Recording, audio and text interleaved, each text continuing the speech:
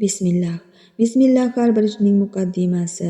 Assalomu alaykum. Bugun siz bilan Saodat asri kitobini o'qib, payg'ambarimiz sollallohu alayhi vasallamning tug'ilishidan to vafotigacha bo'lgan hayoti sirlarini o'rganamiz. Video boshida kanalga obuna bo'lishni unutmang. Muallif Ahmad Lutfiya Qozonchi. Saodat asri 3-kitob 7-qism. Bismillahirrohmanirrohim. Janobi Rasululloh sallallohu alayhi vasallam Hunaysaning janozasida hozir bo'ldilar. U zot sharifning va boshqa mo'minlarning duolari oxirat hayotida Hunaysaga eshlik qiladigan bo'ldi.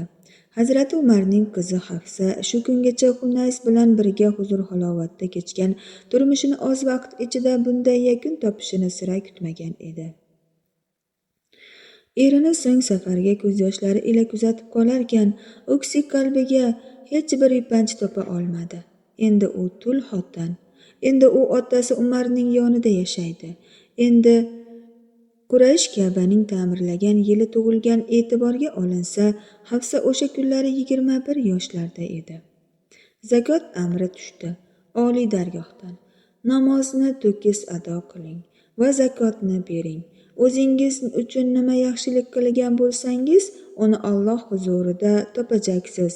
Shubhasiz Alloh qilgan amallaringizni ko'rib turguvchidir. Baqara surasi 110-oyat.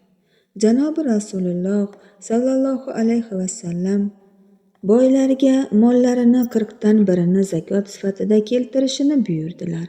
Dala va bog'lardan chiqqan hosilni esa 10dan 1 ulushi zakot o'laroq beriladigan bo'ldi. Zakot va sadaqalarning ma'naviy holatini Janobi Rasululloh bunday tushuntirar edilar. Agar bir odam top-toza bo'lgan molidan sadaqa bersa, zotan Alloh taolo ham faqat top-tozasini qabul etadi.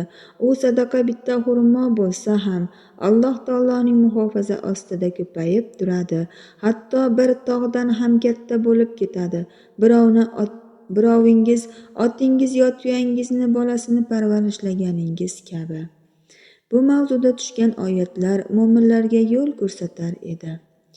Alloh yo'lida mollarini infoq ehson qiladigan kishilarning misoli xuddi har bir boshog'ida 100 tadan dona bo'lgan 7 boshoqni undirib chiqargan bir donaga o'xshaydi. Ya'ni qilingan bir yaxshilik 700 barobar bo'lib qaytadi. Alloh istagan kishilarga bir necha barobar qilib beradi. Alloh fazli karami keng, bilguvchidir. Mollarni Alloh yo'lida sarflab, so'ngra bergan narsalarga minnat va ozorni ergashtirmaydigan zotlar uchun Parvardigorlari huzurida ulug' ajr bordir. Ular uchun hech qanday xavf va xatar yo'q va ular g'amgin bo'lmaydilar. Yaxshi gap va kechirish ketidan ozor keladigan sadaqadan yaxshiroqdir. Alloh behojat va hakimdir. Ey mo'minlar, bergan sadaqalaringizni minnat va ozor bilan yo'qqa chiqarmang. Baqara surasi 261-264-oyatlar. Bu oyatlar mo'minlarga nima qilish va qanday qilish lozimligini ko'rsatdi. Mo'minlardan boylari zakotlarini chiqarib keltirishdi. Janobi Sarvari Anbiyo sallallohu alayhi vasallam bu zakotlarni beruvchilarning nomlarini joy-joyiga tarqatib berdilar.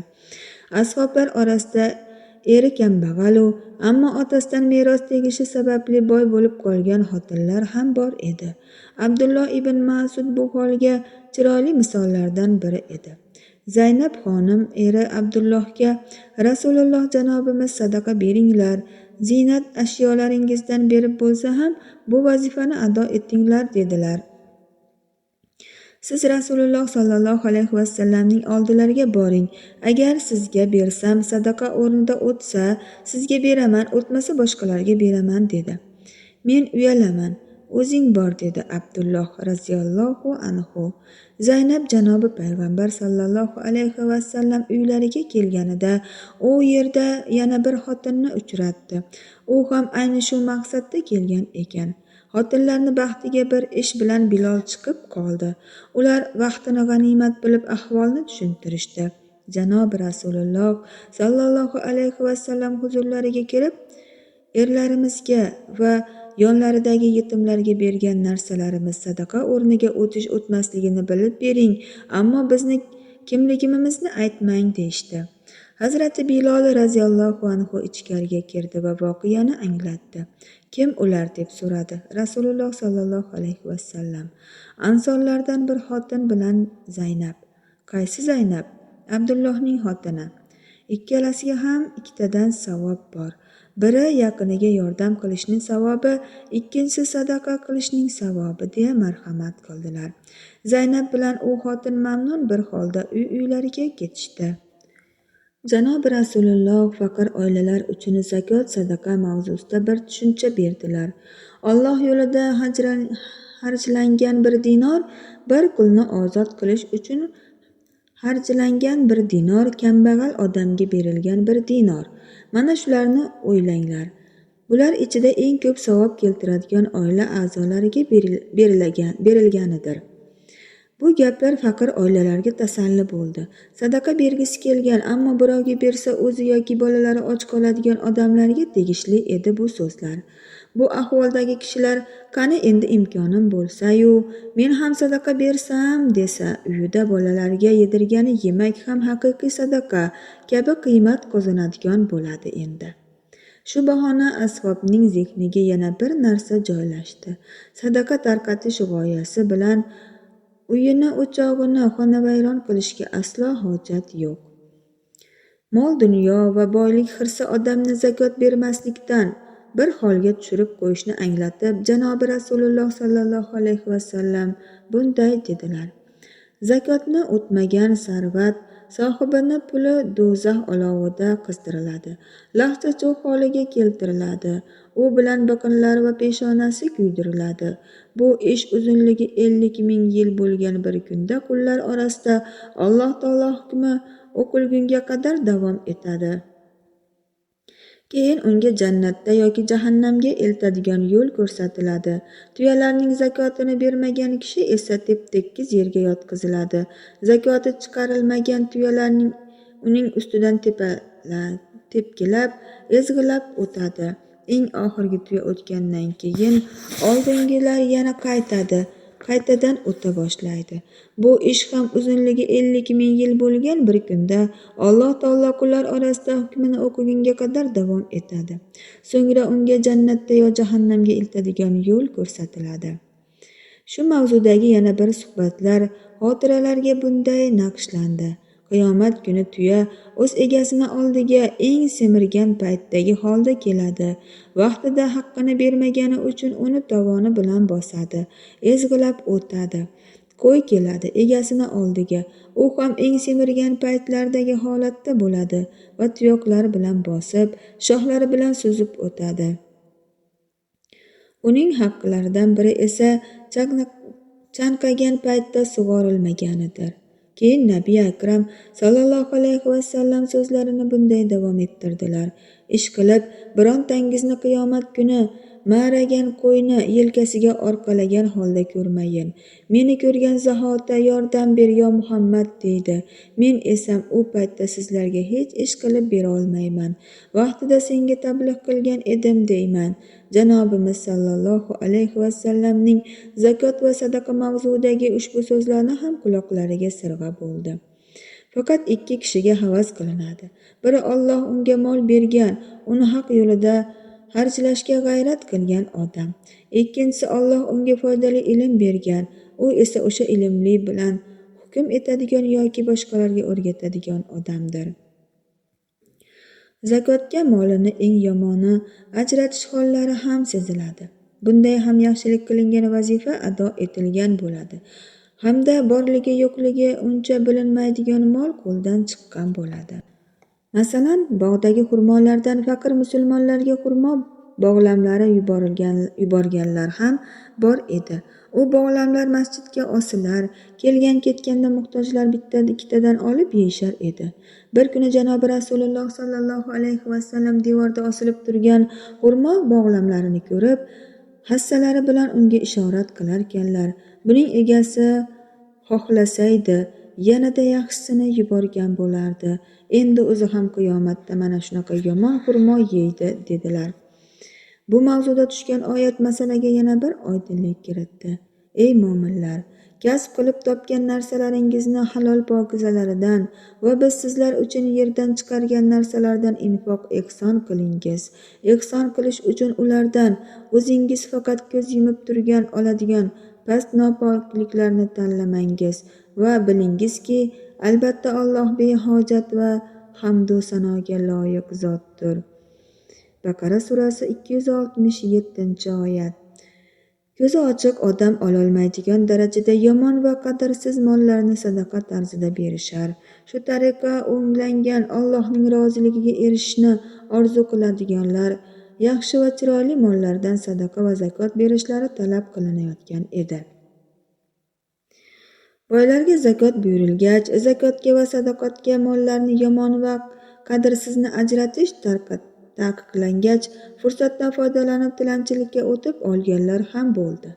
Janob Rasululloh sollallohu alayhi vasallam bunday tubanlikdan qaytarib, bir kishini arqon olib, erta tongdan toqqa borishi va o'tin to'plab keltirib sotishi, topganini bir qismini yeb, boshqa bir qismini sadaqa qilishi unga bunga qo'l ochib tilanishdan yaxshidir, deya marhamat etdilar.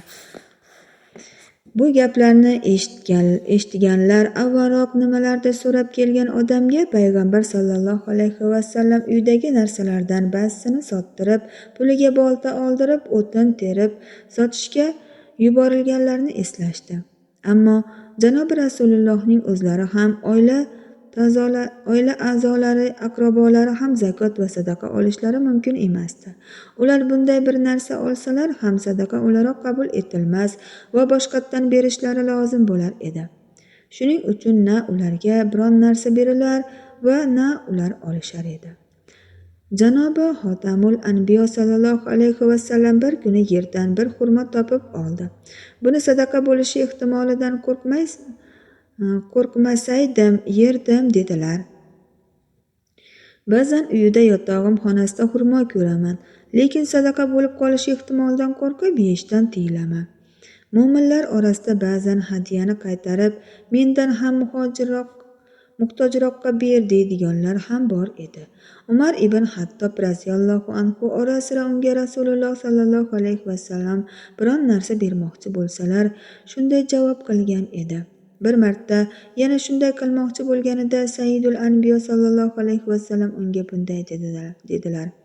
Buni ol-da ishlat yoki seni ham boshqasiga sadaqa qilib yubor. Ko'z tikmasdan, ilinj qilmasdan mana shundan ehtiyot bo'l. Abu Talha keldi. Marhabo ey Abu Talha deb kutib oldilar. Sarvari koinot, nima gaping bor edi? Ey Allohning rasuli, Janobi Mavlo suygan narsalaringizdan infoq ehson qilingiz, bermaguningizcha hargiz yaxshilikka, jannatga yetmagaysiz deb marhamat qilgan. Meni eng sevgan molim Bayraho degan bog'imdir. Uni men Alloh roziligi uchun sadaqa sifatida ayirdim. Siz unga endi eng loyiq bo'lgan yo'lda ishlating. Men uni ajrini va mukofotini Alloh taoloning huzurida topishimga ishonaman. Abu Talhaning bu so'zlari janobimizni mamnun etdi. Mard odam edi. Abu Talha Allohga va rasuliga samimiyat bilan bog'langan bir inson. Bu galgi harakati ham taqdirla qarshilandi. Juda go'zal, xuddi xush ish qilding. Foyda keltiradigan mol, ortadigan barakali bo'ladigan tijorat bu. Nima deganingni eshitdim, ey Abu Talha. Uni yaqinlar orasida taqsimlashingni uyg'un deb bilaman. Aytganingizdek bo'ladi, ey Rasululloh. Shu tariqa Bayraho bog'i Abu Talhaning amakivachchalari va boshqa yaqinlari o'rtasida taqsim etildi. Bayraho bog'iga janob Rasululloh ham onda sonda kirib dam olib, qudug'idan suv ichib turar edi. Ka'b ibn Ashraf Makkada ancha kun izzat ikrom ko'rdi. Mushriklarni to'la qalblariga takror kin va intiqom urug'larini ekib, ularni gijgijlab qo'ygach, nihoyat do'stlari bilan vidolashdi va Madinaga qaytdi. Vazifasini kerakcha ado etgan bir insonga sezadigan huzurga to'la edi u. Yahudiylar ham uni sha'niga loyiq bir tarzda kutib olishdi. Chunki gap faqat o'z nomidan emas, balki barcha yahudiylar salomini Qurayshga yetkazgan, hammalarini qilish kerak bo'lgan ishni qilib kelgan edi.